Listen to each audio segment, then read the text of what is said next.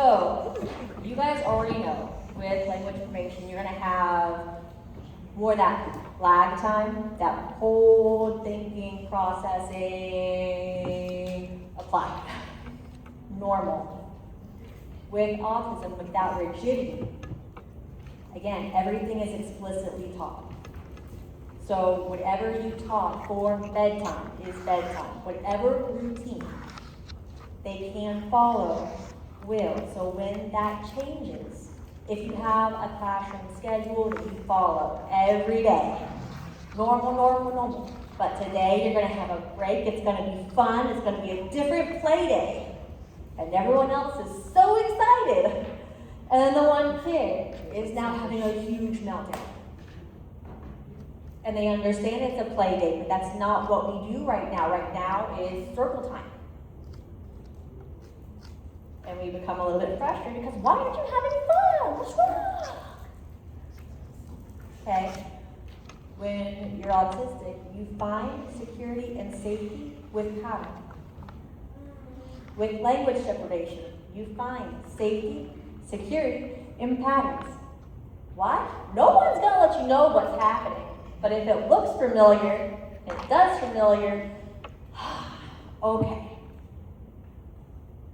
For autism, it's not one change. Oh, we're gonna have a play day, but not until this afternoon. Don't worry, it's only changing a little bit later. Nope, whole day's out the door and everything's stressy. No, we're gonna play outside, my shoes are gonna get ruined, I did not bring my play shoes. All of the things that do not seem like a big deal, big stress for us. And our rough draft phase is not always the most supportive when they have the big, surprising reactions. And they see that too. So now it becomes more about them trying to make sure that we don't become disappointed. They are so sorry that we are disappointed. They don't want, they want to fix it, they want better, they are so sorry. They want to be a good kid. Oh. They should already know they're a good kid. Good kid. They should already know they are cherished. But when my emotions, my responses to your behavior, to your reactions, limit your world, it's not safe for me to be disappointed. It's not safe for me to be unhappy. Me frustrated, me upset means you stuck. There's no playtime, there's no going. I'm done. So you're done. Because you didn't understand. That's the loop. Why is behavior not improving? Because we're stuck. We're stuck in a setup where I see the behavior. I assume you know better, can do better. Now I'm frustrated and now you know you messed up. Language deprivation, 100% can be battled back. Invest intentional language. It builds. With autism, that body remembers the trauma first. It remembers every time they were dismissed, every time they were held. First. So first, I need to show you different. First, I need to show you safe. First, I need to show you who I am and what I'm here to do. Takes time, takes intention. Language deprivation can be battled. You guys know you invest and build out language every day. You see it. Autism is harder because of how that program needs to run. When you buy a new computer game, you download it, you have to select language. Your computer needs to know how to read the files, run the program. It needs to be able to understand the language. So we need to make sure that language is understood first, but that autistic body, that autistic brain is ready and able to actually look and connect. I want to make sure I added the look part because I know you guys don't, but I need your guys' help. We have some people who are refusing to teach sign language to deaf, hard of hearing, autistic kids until they can hold eye contact. Like I've had certified ASL instructors say they won't teach the kid until they can hold eye contact.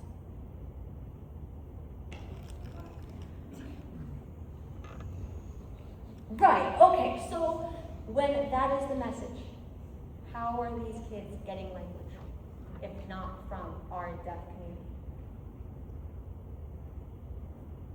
They 100% are autistic. Many of these autistic kids are actually only language deprived, which is fine. They get skills, they get language, and then they get autism removed. And then people think that autism and language deprivation is the same, or you can use the skills for language deprivation to fix autism. No, that kid didn't have language. This kid didn't have language and has autism. Recognizing the difference in support is huge. Language deprivation is assumptions that are built on lack of comprehension. When they have the language and have the ability to build and build out, shoot off. The autistic kid needs to relearn safety, relearn connection, relearn the rules, because no one stopped to teach them. They do not learn from watching other people. I did not learn from watching other people. I have fun making up stories about why other people do what they do while I'm watching people, but I'm not going to learn. I won't learn how to do math by watching a teacher at the board. I need to physically touch, move. I need to see it. I need to slow down.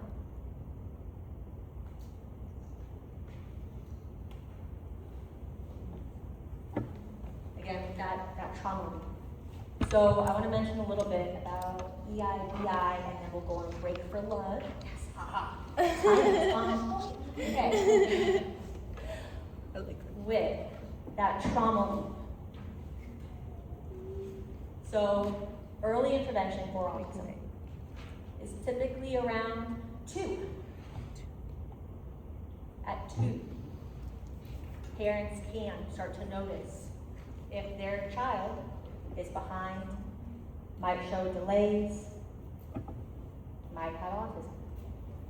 Many parents today maybe don't want to go for testing. Fine. How we support that kid is how we support that kid.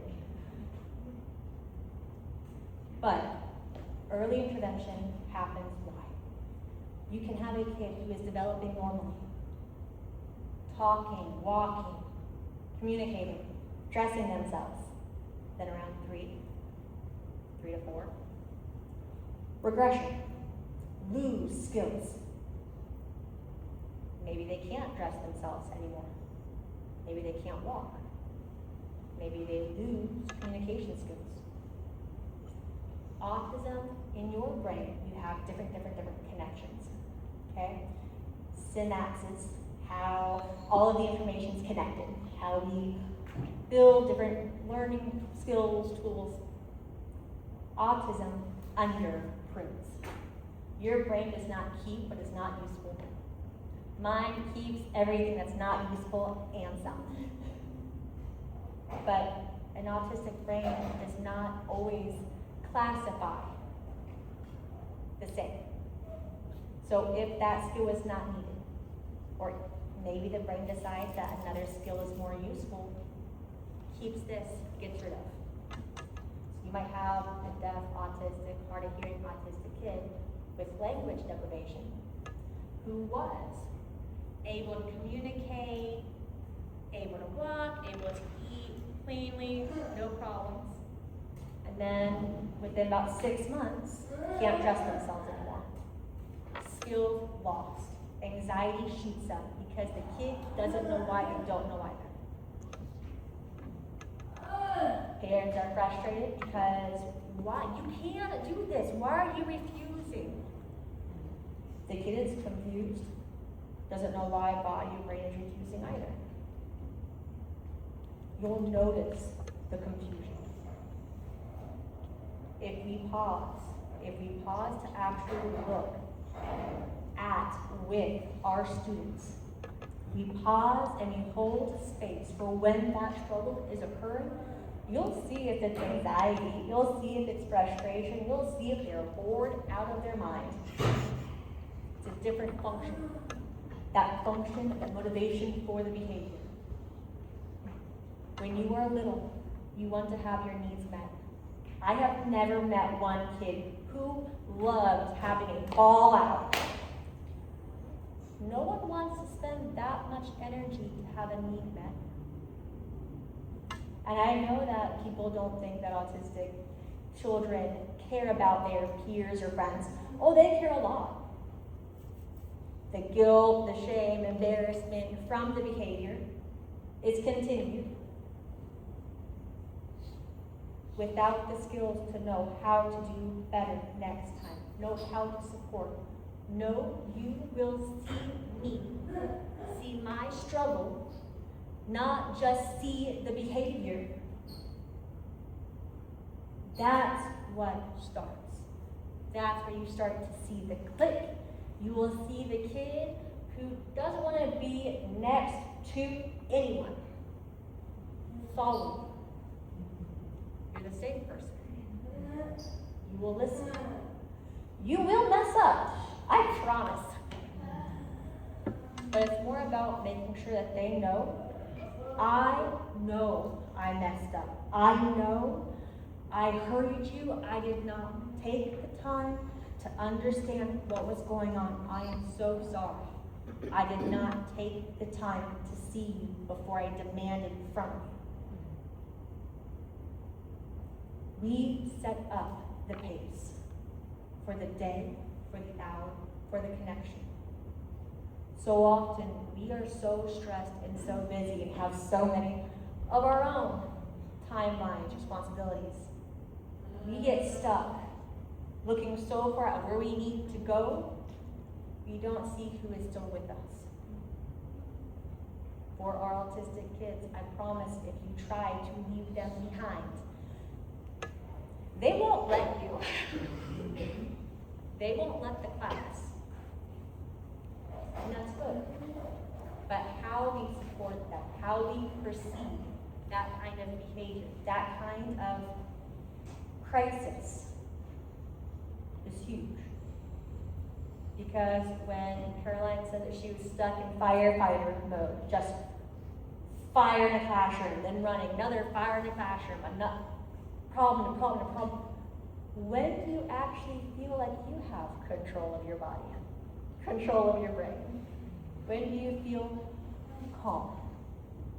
Because if your students can only match the calmest adult in the room, and the adults are all stressed out and trying their hardest to control everything, your kids are that calm too. We have to look out so we can look in.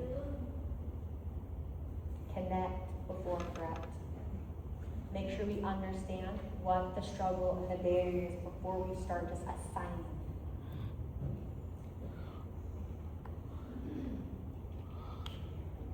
Lunchtime! I like it. Please go eat your lunch.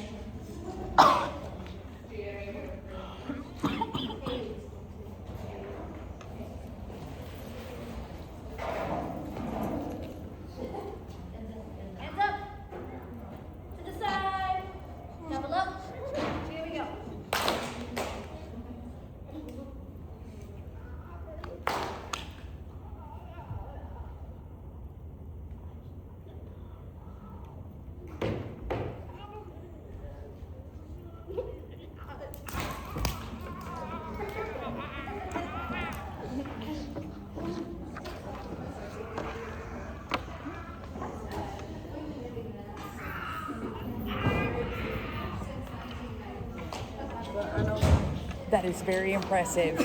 Thank you. We've all I been was- giving them to her. She's been handing them over. It's funny because next week I'm like leading the bingo game at the center. Yeah. And so I asked, hey, can we add another game? Something that's fun? And I thought this would be cheap and fun. Yeah. So I'm thinking we may steal that for next week. Without being rude. Yeah. Right. The other one that I was kind of thinking about is you have like a wine glass on the toilet paper and you have to pull it. You have to pull it and then know where it gets to. You have prizes. And so the really nice prize is clear up here. So you have to pull it and wherever it, that's what you win. Yes, right. That's a very important part that needed to be explained. Yeah, it has like water or something inside of it. So